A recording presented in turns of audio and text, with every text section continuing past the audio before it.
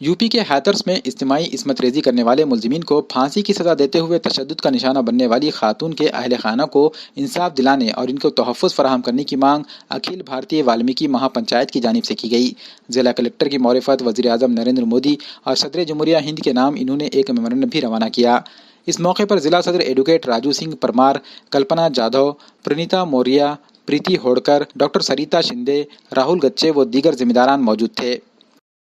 हम सब अखिल भारतीय वाल्मीकि महापंचायत की तरफ से यहाँ पर सब एकत्रित हुए हैं। आप लोग जैसे जानते होंगे कि उत्तर प्रदेश में जो क्रूर हत्या हुई है, बलात्कार की जो हत्या हुई है, उसको लेकर आज पूरा देश आक्रोश में आ गया है। हम भी सड़कों पर उतरे हैं समर्थन के लिए कि जो हत्यारे हैं, रेपिस्ट है, उनको कड़ी से कड़ी सज़ा दी जाए और मनीषा वाल्मीकि जो कि पीड़ित है उसे भी न्याय दिलाने के लिए हम सब यहाँ पर एकत्रित हुए हैं। हमारी भारतीय सरकार और उत्तर प्रदेश सरकार से यही विनंती है कि आप कड़ी से कड़ी सजा दीजिए इन आरोपियों को, इनको फांसी की सजा दी जाए।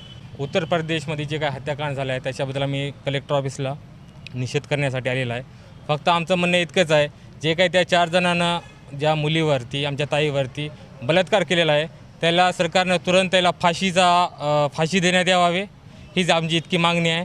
आणि येणाऱ्या 8 दिवसांमध्ये जर त्याचा फाशीचा आकार कबूल झाला नाही तर आम्ही ह्या 8 दिवसांमध्ये कलेक्टर साहेबाला निवेदन देऊन पूर्ण नांदेड जिल्हा बंद करण्याचं ठरवलेलं आहे।